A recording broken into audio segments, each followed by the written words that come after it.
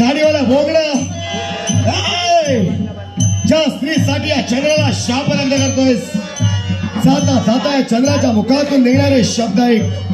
हिरड्या, तुझ्या हाताने जे काही माझं होईल हे जरूर तू माझं करू शकतोस.